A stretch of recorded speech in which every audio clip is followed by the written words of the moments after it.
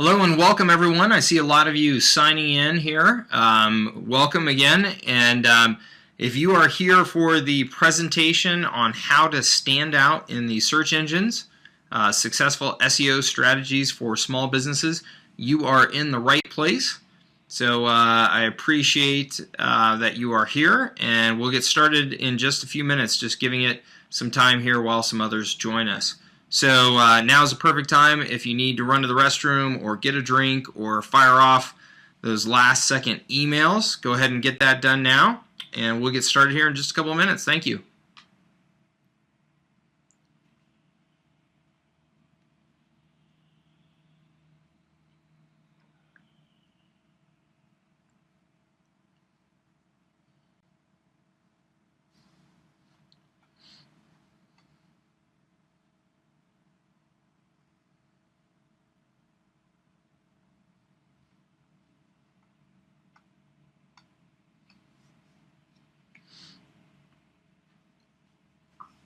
Okay, hello again. I see a lot of people joining the webinar right now. Thank you very much. We appreciate your attending.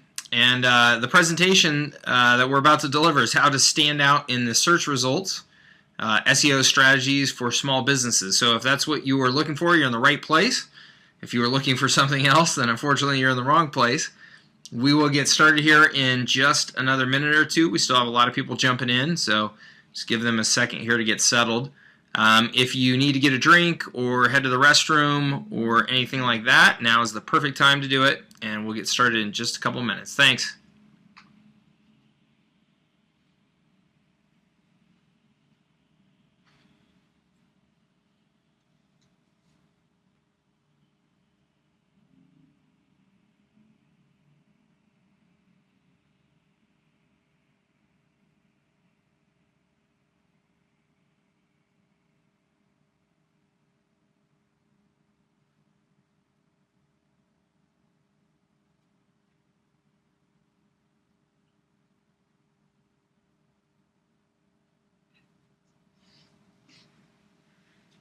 Okay, let's go ahead and get rolling, everybody. Thank you so much for coming to our presentation today, how to stand out in the search results and drive qualified customers to your website, successful SEO strategies for small businesses.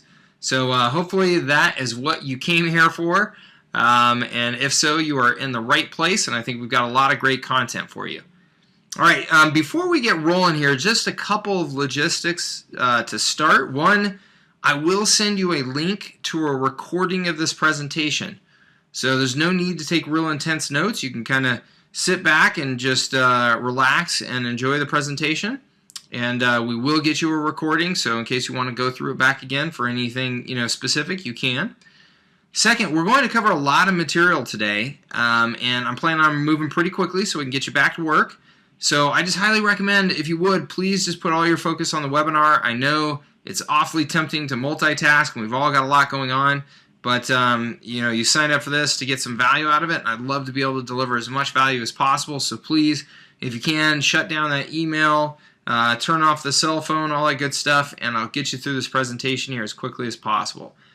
Also, really important here, if you have any questions, please chat them into the box below this presentation. You should see a little, little chat box or question box there below the presentation, and I will address as many of them as I'm able to at the end of the presentation, given time and given that it's a question that I can actually address. But not to worry, if there's something that I don't get to, someone from my team or I will personally follow up with you to make sure that your question gets answered. Okay, so please just chat those questions into the box below, and we will make sure to address them either during this presentation at the end, or we'll follow up with you individually to make sure that we get your question answered. Okay, let's go ahead and dive into the subject at hand now, search engine optimization, also known as SEO. So first things first, why should you really care about SEO? You've got a lot of marketing tools available to you. And you can certainly spend lots of time and effort, working with your website to do SEO. It can seem like one of those things that maybe would be a huge investment of time and you're not exactly sure about the results.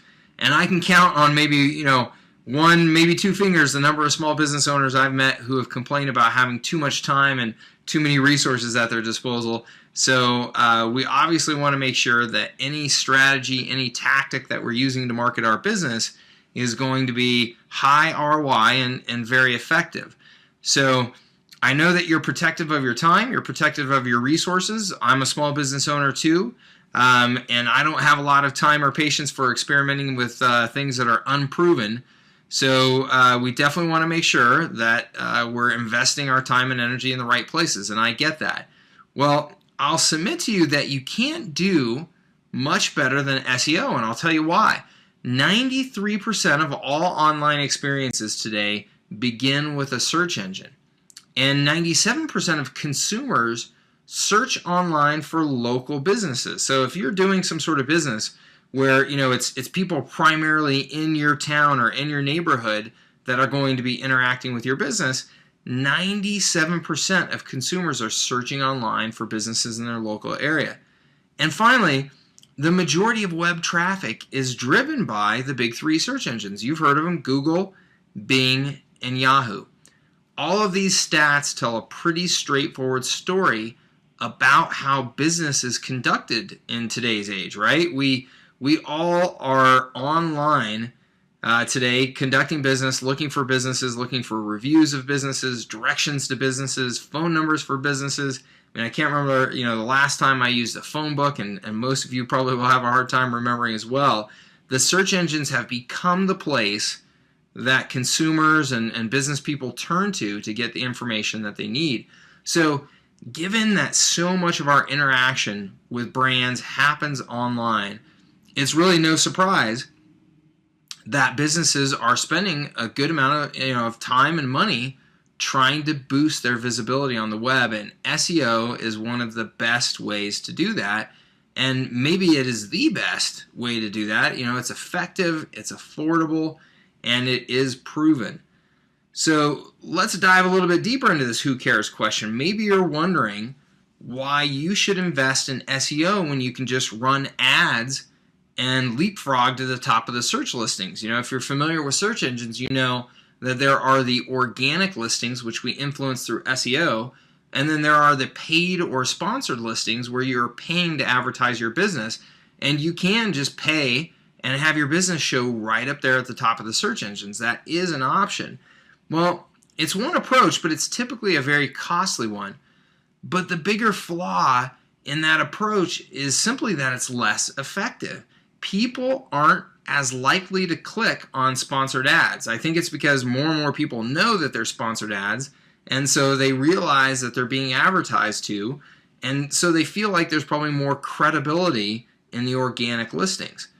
And when they do click on those sponsored ads, they're actually less likely to buy from clicking through on that ad than they are when they search on an organic listing. In fact, 77% of searchers choose organic listings over paid listings, and 67% choose organic search results when purchasing. So organic results are more effective.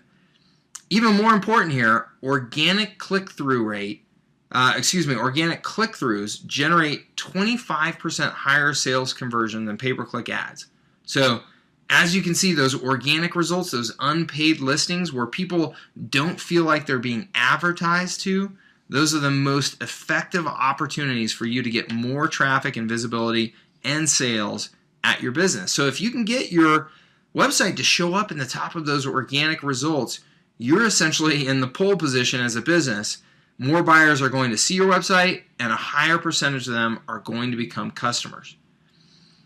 All right, if you've ever seen, this reminds me, if you've ever seen that movie Predator, that old Arnold Schwarzenegger movie, this is what search engine results look like when that nasty alien is looking at the search engine results. So if you remember that movie, there's this alien that had this heat sensing vision that it used to track down and kill people. So this is what it looks like through the search engines. It's not as ominous. In all seriousness here, what you're looking at on this slide is a heat map of a search engine results page.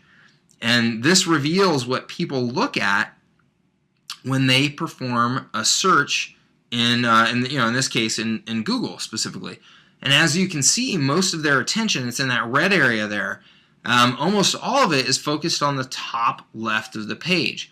This area is known to SEO experts as the golden triangle. It's golden because if your website shows up within it, you'll get the majority of the visitor traffic for that term, which can obviously mean big money. So when you optimize for search engines, you're not just trying to show up on page one, you're actually trying to show up in that golden triangle, up as high as you possibly can. And in fact, statistics have shown that the #1 organic listing gets almost 50% of all traffic. It's almost 50% of all traffic. So you have a huge advantage over your competition if you can get up in those top couple spots.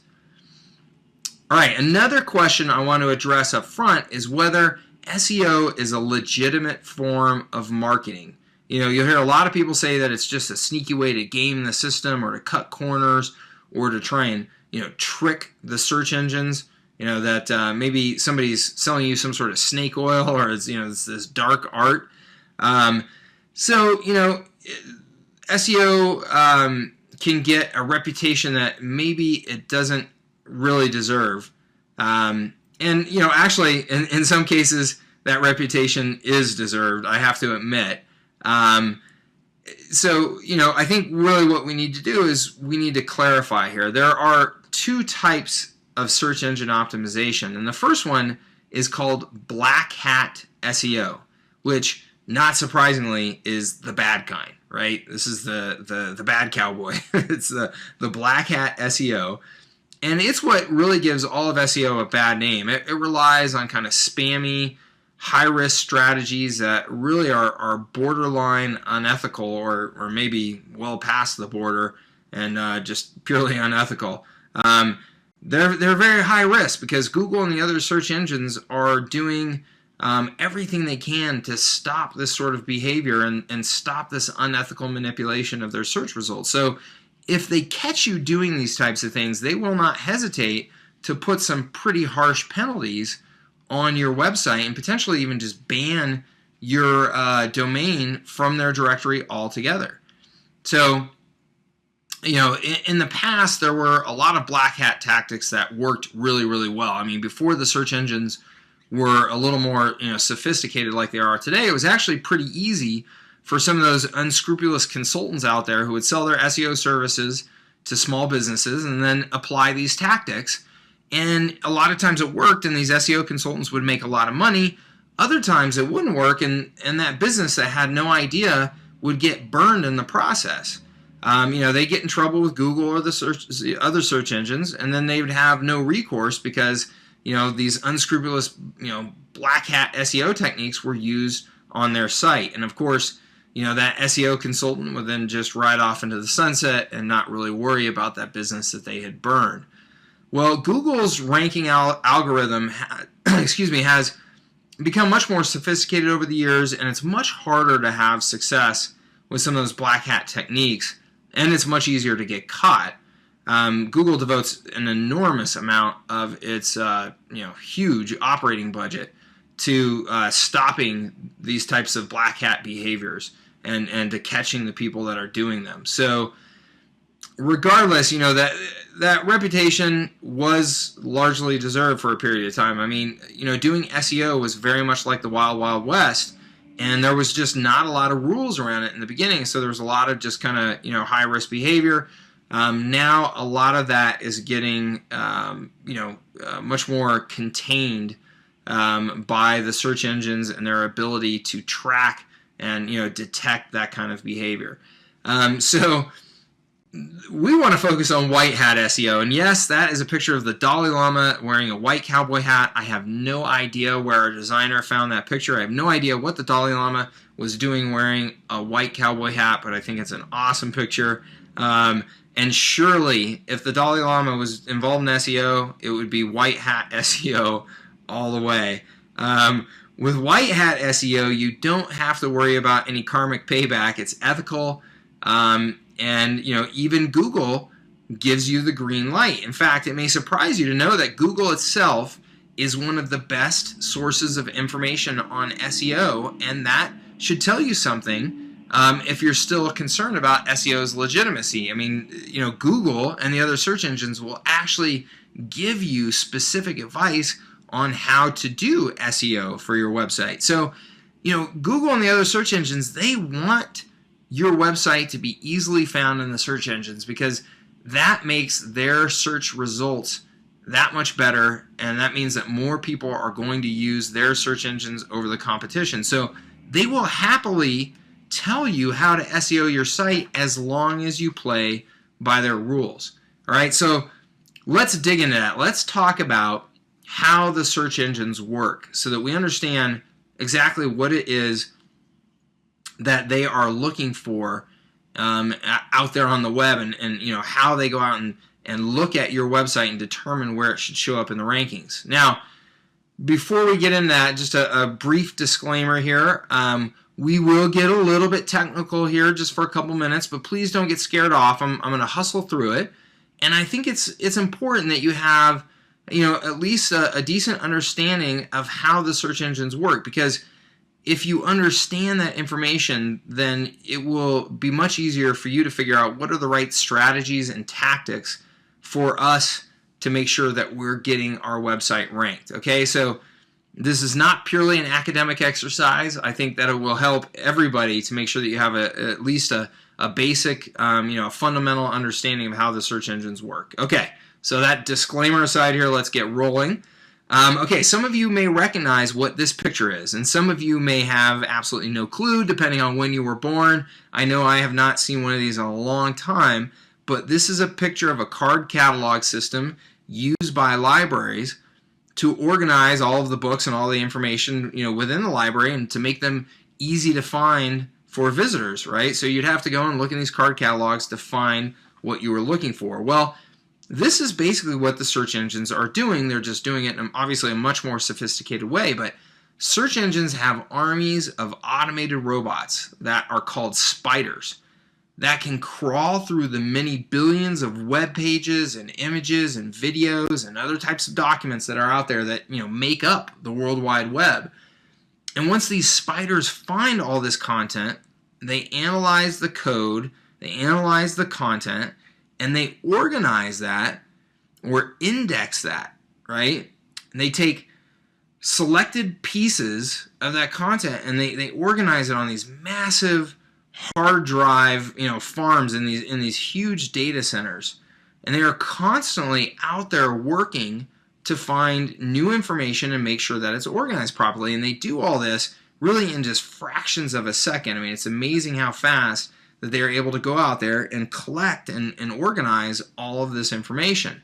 So, the reason that you're able to get onto your computer and quickly browse for some information and get the results returned to you immediately, very quickly, right, is that the search engines have already gone out and collected all of that information out there on the web and organized it onto their servers so that they can just very quickly and easily present you that information. So the next important thing is that the search engine then has to decide which piece of content out of the billions that are out there to present back to you, right? When you go in there and you search, they have to decide, okay, which piece of those content should we actually present to the searcher? So how do those big search engines decide which piece of content gets top placement? Well, it basically boils down to two criteria: relevance and importance. Now, relevance is, pretty straightforward, right? Does a page talk about the information that the user typed into the search engine, right? If you type in vacuum cleaners into the search engine, then obviously the search engine wants to only return to you content that is related to search engines. So that's not that difficult to understand. It's pretty straightforward. But there's lots and lots of content out there about vacuum cleaners, okay?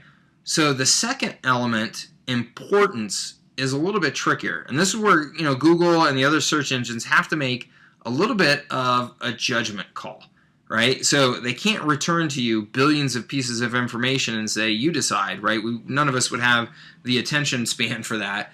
So what they do is they, of course, rank things into pages. And obviously being on page 1 of the search engine results is where you get somewhere roughly around 98% of all traffic. So in the case of how they do this, in the case of Google, it takes kind of a democratic approach.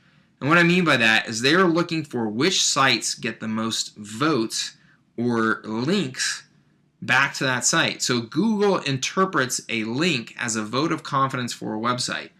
And if a site has a ton of incoming links, Google says, well, this site must be important, and it gives it a higher rank. Now, that's just a generalization. There's a lot of factors that go into it, and it's not a pure democracy, right? Some votes count more than others, and we'll talk about that in a little bit more detail here in the presentation. But that's generally how it works.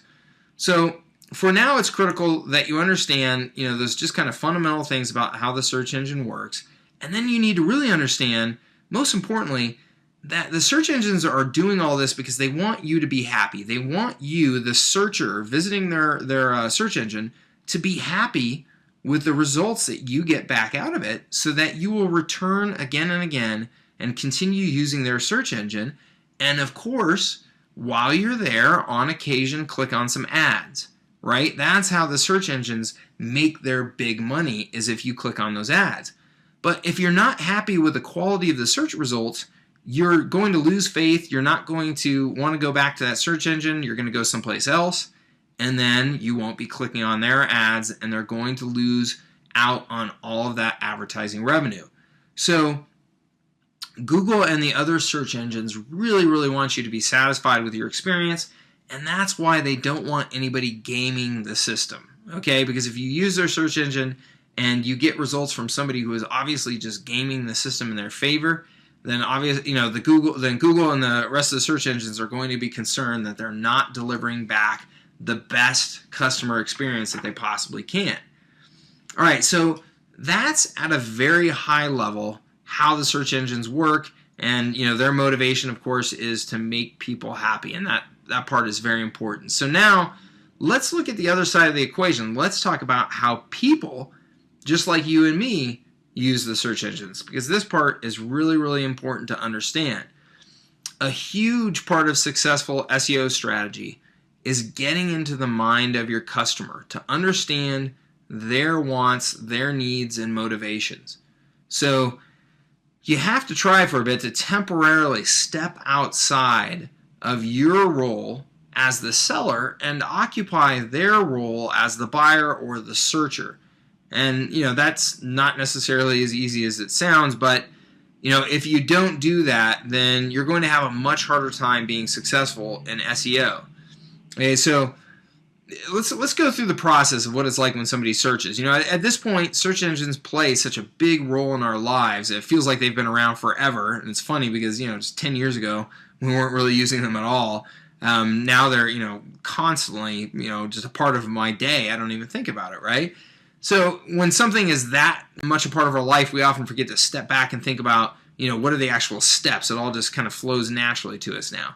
But it's worth thinking through the various steps, that we take when we conduct a search, because it's actually pretty involved. And by thinking about these steps, you'll be able to better empathize with your customer and tailor your SEO efforts accordingly.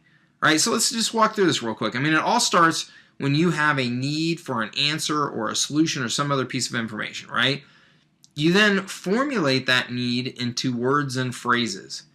You enter those words or phrases, the keywords or the search phrase, into the search engine. You browse through the results that are returned to you for some sort of match. You click on one of those results. You quickly scan to determine, hey, is this what I was looking for? If it's good, you stay there. If you're unsatisfied, you typically hit that back button and go back to the search results and perform a new search with maybe a modified keyword search term or search phrase, right? So that's generally the steps that we're going through. Now, in order to train your brain to think like your customer, you're going to have to temporarily maybe abandon some of your biases and your habits, and again, try and think in terms of what the customer is thinking. So let me give you an example here. There is an entire industry of businesses that I know very well that specialize in providing ongoing computer support or IT support to other businesses, right? So if you're a 25-person company, you may not have your own internal IT department like a big company does, right? But you still have enough computers and technology there that you probably need somebody to help you every once in a while, setting up new computers for your new employees, or getting viruses off of your computers, or setting up your email properly, things like that. Well, there's a whole industry of people who do that for other businesses, right? They call themselves managed service providers, okay? Managed service providers. And you'll hear them talk about that, we deliver managed services. Well, the rest of the world thinks they provide computer support, right? I mean, we don't talk about, oh, I need some managed services in my office right now. No, we think I need some computer support, right? My computer's on the fritz. I need some computer support or some computer help. So the funny thing is that the majority of these, managed service providers, they'll go out and advertise using the language managed services or managed service provider, when nobody is out there searching for managed services or managed service provider, because nobody uses those words. The customers that they're going after use words like computer support or IT management. So this is a good example of, you've got to understand that your language, your vocabulary, the things that you've picked up in your industry are not necessarily the things that your customers use, right? They may not have that exact language. So you've probably adopted a new language and some new customs of your industry, and you need to learn to temporarily suspend that and think through, well, what are the language and customs of my customers, right? Because if your language isn't optimized for them, if you're not speaking to them and using their keywords, well, needless to say, you are not going to show up when they do the search, looking for your products or services. All right, so if you're going to take anything from this webinar, I would like it to be that you want to build for people, not for search engines, okay? Build for people, not search engines. In fact, say it with me one time. Build for, no, I'm just kidding. I won't make you do that. But it's important that you understand that the bedrock principle of good search engine optimization is understanding that you are trying to create content for people, and those people are using specific keywords and phrases to find what they are looking for. If you don't match up with what they are looking for in the specific language that they're using, then you will get lost in the billions and billions of pages of information, while your competitors get their site returned to these good prospects and customers that you're after. Okay, so we've talked a good bit about now how search engines work and how people use search engines. Let's talk about how you design and or develop your website and your SEO strategy to get the best results. The stuff I'm going to talk about in this section is actually mostly invisible to the people that visit your website, but it's critical, kind of behind the scenes stuff that's really important to the search engines. So even though I just said that you want to build for people, not search engines, there are certain things that you need to do to make sure that that great content that you're creating for people will actually get recognized and picked up and indexed properly by the search engine. So there are some fundamental things that you need to get done right. And again, we're going to talk a little bit about some technical stuff, but I promise not to spend too much time on it here. Okay, first, it's important to understand that search engines don't look at web pages the same way a human does. Right? For starters, search engine spiders are image blind. They can read text, but they can't see pictures or graphics or illustrations the way we can with our eyes. Not yet, anyway. And actually, the search engines are working very hard to make it so that they can do that. But until then, you need to realize that what the search engines can find and can understand is text. So, if most of your website's content is not in text, and I see this all the time, that people just want their websites to look pretty. So they'll put up just a big picture on their website, or they'll use Flash, on their website to do some really cool animation types of things. That's all well and good, except for the search engines have no clue what that is. So you're actually not giving the search engines the information that they need to rank your websites and to give you preference above your competition. And this is a big mistake that a lot of businesses make. So you've got to make sure that you have enough text on your website, or you are virtually guaranteeing that your site won't rank well. Now, spiders are unlike us in that they can't see images, but they are very much like us in that the way that they follow or navigate through your website is that they follow links. So when you go to a website, maybe you see some article that you want to read that has a link in it, and you follow that link to another article or another video to watch. That's the way the spiders work their way around a website as well. They look for links to additional content, and they follow those links.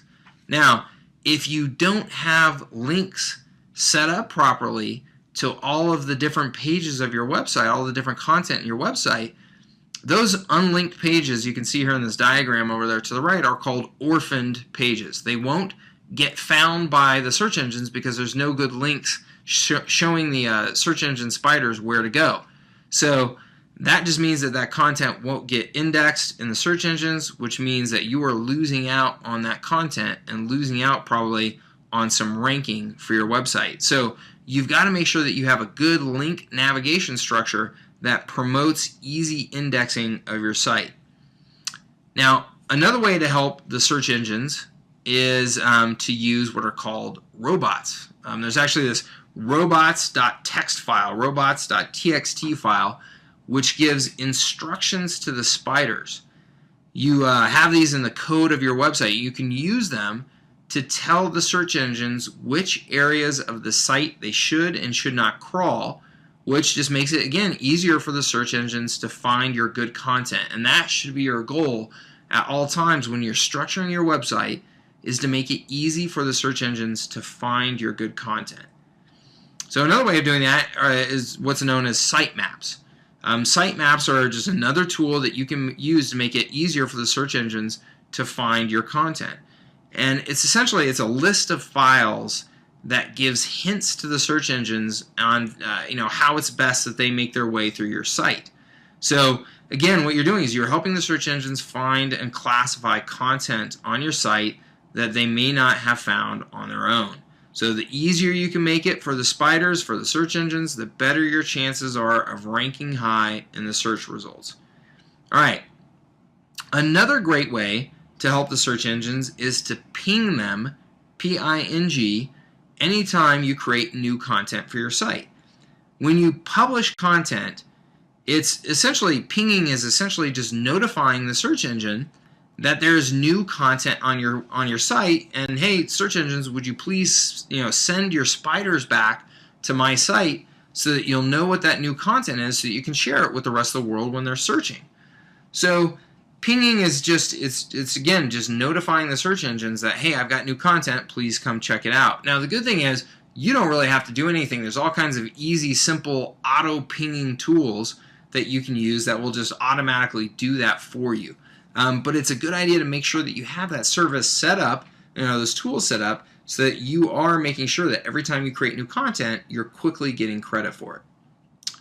All right. Next here is URL structure. URL is just your address of your website, right? So it's the address that you type in for a website. So in this example, you can see down below, we took a screenshot of a URL from a site called Copyblogger, and it's just www.copyblogger.com / and you can see the rest of it there, but that is the URL. In general, you want your web pages to have URLs that are short, that are static, meaning that they don't change, there's no variable data in them, they're descriptive, and they're hyphenated if they're a bit longer, not using any other crazy characters. Hyphens are the ones that the search engines and the human eye prefer. So, why is shorter better? It's, it's easier to read. It's also easier to remember and share. so people can tell their friends. Also, remember that your URLs actually appear in the search results. So if your URL is too long, it's going to be truncated, and you may not be communicating exactly what you intend to the searcher. Also on this slide, you'll see in red, there's an example of a dynamic URL structure, which doesn't provide any good descriptive information because it's actually a dynamic URL, just meaning that the website automatically created it. Versus, you can see the one in green there. It's better because somebody actually took the time to put a descriptive piece of information on the back of that URL to make sure that it communicates something more effectively. And you want that. You want your URL to be descriptive of the content that's on the page. That's helpful to both you and the search engines, or your visitors in the search engines, I should say. And lastly, as I said, you want to use hyphens, not any other character, to separate words. They're the most commonly used and understood separators, and just kind of easy on the eye. So make sure you use hyphens and not anything else. And again, there's a URL down there from Copyblogger. It has all of these three important attributes, right? Copyblogger.com/SEO-site-quality. It's telling you that the article that you're reading is something about SEO site quality. Okay? So just good things to keep in mind when you're creating your URL structure. All right, so I told you those are some of the more technical things you can do to help your site rank. The reality is most businesses don't pay attention to any of those things, and their rank suffers because of it. So I promise you I wouldn't spend a lot of time on it. We went through it pretty quickly, but those are fundamental things that you should make sure that you understand and you apply on your website. All right, so moving right along here, we're going to switch gears, and we're going to talk about the ins and outs and do's and don'ts of content creation as it pertains to search engine optimization. And this is really, really critical. The most important thing about creating content is you realize that ultimately it's real people who buy your stuff, not search engines, right? So you've got to make sure that you please the actual people that ultimately end up on your website. You will only get so far if you focus all of your efforts on persuading, Google and the search engines. In the end, you've got to persuade the flesh and blood people that are coming to your website to take action. So, as I said before, write for users or write for people, not search engines, right? You want to create content that is for the people who make it to your website. Content is still the undisputed king of the internet, right? Without good content, you're not going to get very far in your efforts to improve your visibility. You've got to make a point to create compelling content that your customers will find useful and engaging, and potentially even entertaining, depending on what your business is. So the search engines are constantly looking for some sort of indication that your content is good content that people like. That's what we talked about earlier with the links. Voting. Voting. A link is effectively somebody voting that they think that your content is good content. So the search engines are looking for ways of determining which content is the best out there. So you really want to put effort into that content. And I want to clarify something. There's a big difference between engaging content and what's called link bait, right? Link bait is a term used to describe content that exists purely for the purpose of getting clicks or getting links. That's kind of the junk food of web content, right? It's high in calories, but it's low in nutritional value. The point is that you want to create good quality content that when people get to it, they're impressed by it, they're engaged in it, they want to read it all, they want to share it with their friends. That's ultimately, in the long term, how you get ahead in the search engines. So let's talk about how to create that great content. Great content starts with keyword research. Keyword research is maybe the most important activity in SEO. Everything in search begins with keywords and phrases, right? That's how you start in the search engine. So ranking for the right keywords is the ultimate goal of search engine optimization, because ranking for the right keywords will help you draw the right people to your website. right? You want the people that are ready, willing, and able to purchase whatever it is that you're selling. So keyword research is absolutely critical, because if you're optimizing for the wrong keywords, you're going to get the wrong visitors and your results are not going to be impressive. So there are several things to consider when choosing which keywords to focus on in your website. I actually talked about vacuum cleaners earlier, so we're going to stick with a little vacuum cleaner example here. The starting point is, of course, relevance, right? We talked about relevance and importance earlier. Well, if you sell vacuums, obviously you're going to focus on vacuumy keywords, right? Vacuumy is not a word, I know, but you're going to focus on keywords that have to do with vacuums. But relevance is just one of the many considerations. You also need to consider the volume of the searches, the competitiveness of those searches, the intention behind those searches, right? So, for example, let's consider the motivation behind some of these keywords here. So if I just punch in the word, vacuum or vacuum cleaner into the search engine, what I get here, you can see the top keyword is vacuum cleaners, very high competition, and there are 1 million global monthly searches for that phrase, and probably more than that. But let's say that I sell really high quality vacuum cleaners. So I could focus just on the term vacuum cleaners, or if you see down below here, I've underlined the phrase best vacuum cleaner. Now, this is a much lower search volume. It's 90,000 searches a month. I mean, that's still a lot of searches. But I'm only getting now about 10% or 9% of the searches that I would get if I just went after vacuum cleaners. But if I sell really high quality vacuum cleaners, which do you think is going to get me the best return on my investment? Most likely, the person that's typing in best vacuum cleaner is a buyer that is looking for a higher quality product.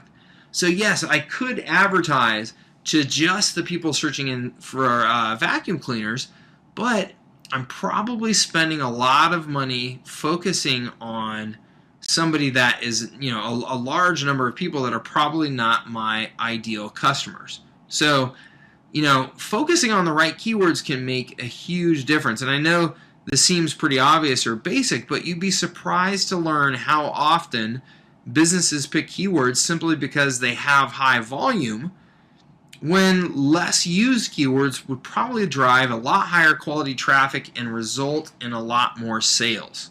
So it's critical that you think through a number of these factors in your keyword research. Now, the next most important thing when creating content is frequency. What I mean by that is that you want to frequently create new, fresh content for your visitors and for the search engines. Search engines know that information is changing daily, and they want the most up-to-date information for their users. So it sends its spiders out all the time to crawl and index every web page it can find, looking for the most current and relevant information. So here's the rub. Google and the other search engines will not re-crawl your website if it doesn't think that you've published anything new, right? So if your site is kind of stale and doesn't get new content very frequently, the search engines will not crawl your site as often.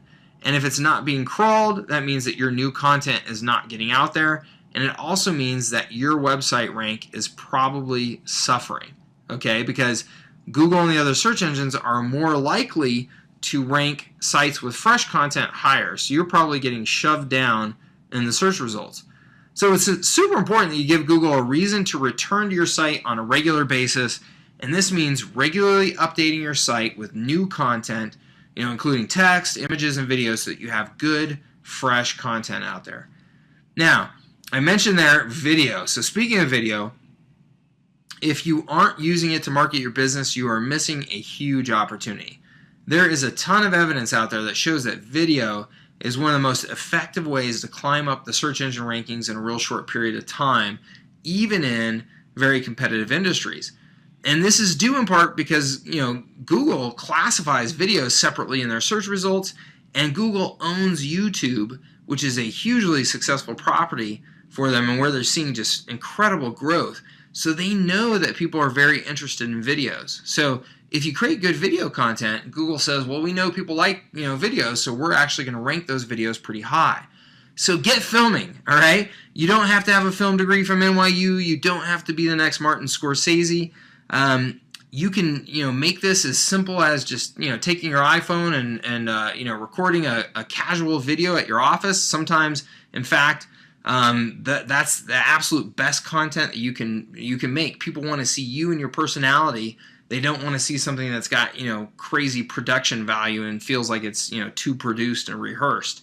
So don't put a lot of pressure on yourself to feel like it's got to be some just, Hollywood style production. Just, again, whip out that camera, do some filming, or if you're not comfortable with that, there's a lot of very inexpensive video artists out there now that can create some videos for you on the cheap. But whatever it is, you want to make sure that you're taking advantage of video. All right, another great way to get your content noticed is to package it up into lists. You've probably noticed this already. The internet is made up of lists and lists of lists and lists of lists of lists, right? There are lists all over the internet, and there's good reason for this. Google likes this format, and so do humans, right?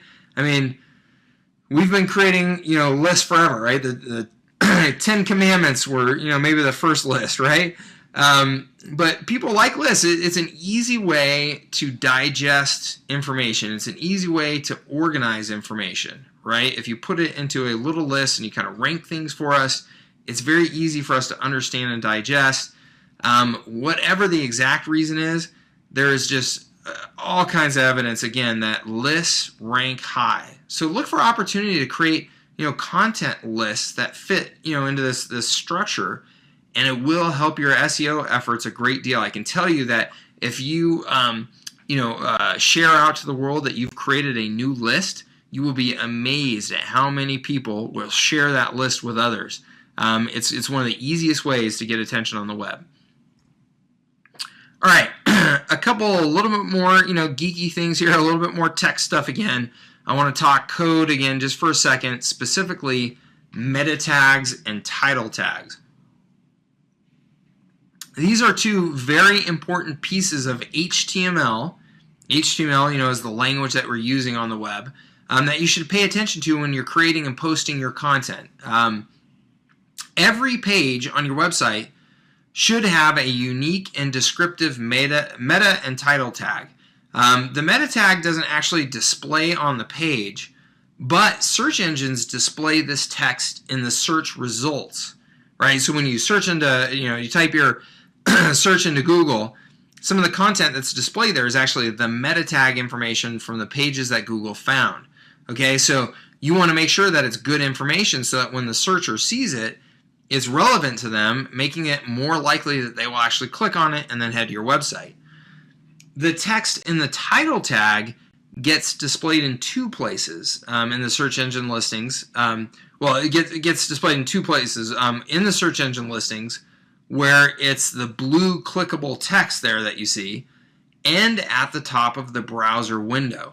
So you want to make sure that you're thoughtful about what you're putting into these meta and title tags. You want to make sure that you're including the relevant keywords that is tied to your content, so that again, when people are searching, they see that they found the right thing to go and click on and visit. So very important that you pay attention to that information and get it right. Another very important piece of code is the alt tag or alt text, and this is used to identify pictures. As I said earlier, search engine spiders are image blind, so you can't expect them to see your images. What you need to do is describe those images with words to ensure that the images get properly indexed and identified by the search engines. So you can see in this example, the alt attribute is how you're doing this. You can see it says alt equals smiley face, alt equals smiley face. So what we're doing here is we're communicating to the search engine that, hey, this is a picture of a smiley face. So super easy to do. You just need to make sure and add some text to the images that are on your website to make sure that the search engines can find them, identify them, and know how to categorize them. All right. So now we're going to switch gears here and we're going to talk about off-page optimization. this is the part of SEO that's a little bit trickier, but very effective. It's trickier because it's largely outside of your control. I mean, the off-page optimization, what we mean by that is the stuff that's happening outside of your website that impacts your website ranking, right? So all of the things that I've shown you up until now are things that are on the website itself. They're things that are directly under your control. Off-page optimization, these are things that you can influence, but ultimately you don't directly control. So if you recall, I told you that Google determines the rank of a page largely based on these two factors, relevance and importance. And it's constantly trying to determine importance by measuring the popularity of a page, which is largely determined by the number and quality of links, which are, just votes pointing to that content. So one of the best ways to demonstrate your importance to Google and the search engines is to acquire more links pointing to your website. And not just any links. You don't want junk links. You want links from very credible sites known as authority sites, right? Back in the day, a long time ago, a link was just a link in Google's eyes. But today, Google and the other search engines are more discriminating when they look at links. So if you get a link from the New York Times or the Wall Street Journal or from a very important university or a very important nonprofit, Google is very impressed with those links and it's going to bump your rank. However, if just some regular website that has a lousy ranking is ranking to you, Google is less impressed and they're less likely to bump your position. So building relationships and credibility in your industry and in the marketplace and in with other sites that have high credibility in the search engines is the way that you're going to boost your own search engine rankings, right? It's kind of a popularity contest. If the popular people think that another person is popular, then that person becomes more popular, right, by association. It's the same way on the web. So there are all kinds of strategies to go out and do this. Many of them black hat, as we talked about before, but a lot of just very smart white hat strategies as well here, which we'll talk about a few. One way that's really critical, and it's growing in importance at a very rapid pace here, is making sure that you are incorporating social sharing into all of your content. For a long time, Google in particular didn't give much weight to links that came from social media sites like Twitter and Facebook, but that has changed dramatically recently. And of course, if you're familiar with Google+, you know that Google has started really investing in social media and in their search results.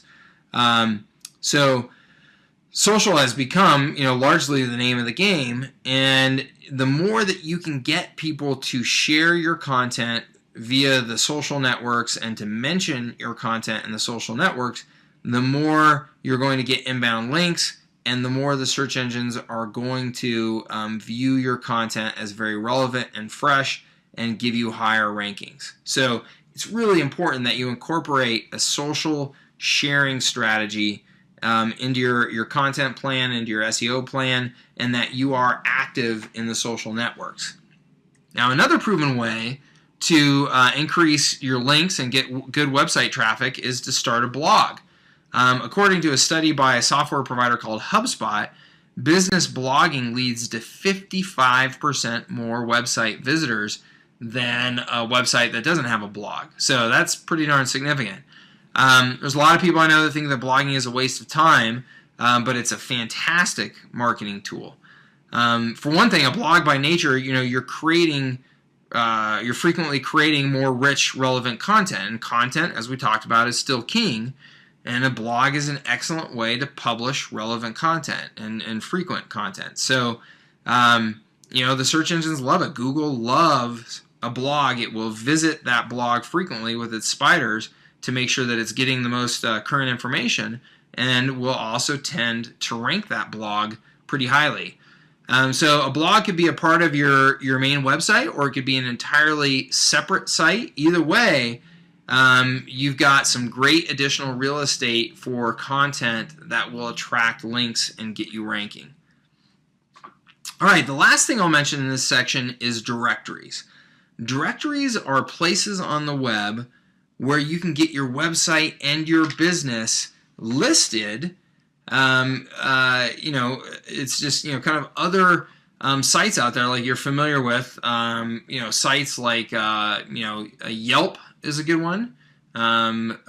Sites such as, DMOZ, which you may not be as familiar with. There's lots of directory sites out there. Some of them are very publicly known, like Yelp, like the Yellow Pages sites. That's an example of a directory. Some of them less well known, unless you're maybe a SEO dork like us, like DMOZ, places like that. But there are lots of directories, and they're great for SEO purposes. They essentially offer you an opportunity to get more inbound links from high credibility sites, and in the case of a site like Yelp or the Yellow Pages, they can communicate a lot of confidence and credibility to people who are out there using those sites to look up businesses. Like, a lot of people go to Yelp to look up local businesses, and those Yelp listings have real customer reviews, so customers feel good about going there to get information about that business. So, directories can be really, really important for your business. So you should try to get as many directories to include your business and your website information. You want to make sure that that information is complete and that it's accurate in as many places as possible, and that's really going to help your search engine rankings. All right, we are almost an hour into it. We've covered a lot of ground here, so I'm going to keep moving quickly here and try and get through the rest of this here as quickly as possible. Here's the deal. SEO is not a silver bullet. It's a process, not an event. It's something that you do over time. It can be hard work. It can be time consuming. And sometimes the results don't come as quickly as you'd like, but it is worth the investment. The data proves it, and people testify to it. In fact, a Merchant Circle survey of small business owners recently asked, if you had to put all of your marketing time and budget into only one channel, what would it be? And their answer was SEO. Okay, and that's because so many people see great results by it, and they realize that, man, if you're ranking well in the search engines, you're getting a lot of qualified prospects and customers to your website. So you got to just keep in mind that a lot of the things that I covered in this presentation, these are things that may take you time to execute, and that's okay. The ROI can really, really be worth it. All right, you may be overwhelmed. Don't be. You can use SEO. You can take advantage of SEO at your business. I promise. I've seen it work in every type of industry and every size of business and on just about every size of budget. So just know that we're here to help you. If you'd like somebody to talk to and bounce some ideas off of, or to discuss a potential SEO plan of attack for your business, please feel free to get in touch. We won't give you a high pressure pitch, but if there's something that we can do to help you, we're glad to help. All right, let's go ahead. I want to address some of the questions that came in here. Looks like we've got a few in queue. All right, let's see here. First one, is buying or trading links a good link building strategy? This is a great question. And just to keep it brief, the answer is no. That's one of those strategies that worked a long time ago. Buying links or trading links used to work a long time ago. Now, the search engines, particularly Google, has become wise to that strategy, and they've learned how to detect when people are doing these things, and they will penalize your site. So no, I do not suggest that you trade or buy links. Let's see here, another good question. What tools and resources do you recommend to learn more about SEO strategies? It's a great question. The best resource, I think, is go right to the search engines themselves. Again, they all publish guides on what they recommend you do to rank as highly as possible in their search engines. And they really do have great information and great free tools that you can use to help you.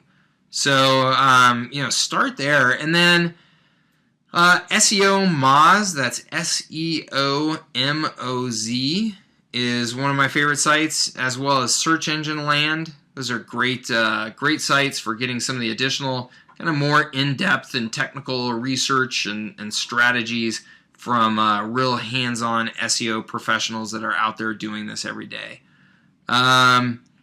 Somebody asked what our favorite keyword research tool is, and can we help them with their keyword research? Yeah, absolutely. We're glad to help. Keyword research is really important, so you definitely want to get that right. The free keyword research tool in Google is fantastic and a great one to start with, and probably enough for most of you in just about all cases. There are a number of tools that we use that give us some more detailed information that really go beyond the scope of this presentation. But we do have some additional tools kind of in our arsenal that we use to really dig into some more detailed keyword data. But yeah, glad to help. Certainly glad to help with any of this stuff. So if you need any additional information or you'd like to talk about a plan of attack, certainly just give us a buzz. All right, I'm showing that we are right at an hour here, so I'm going to go ahead and wrap things up. There are some additional questions, and we'll follow up with you folks directly outside of here to make sure we get those answered for you. But thank you so much for joining me. I hope you got some good information out of the presentation and you're able to put it to use at your business. And again, we'd love to help. If there's anything that you need some help with, just get in touch. All right, take care, and thanks again.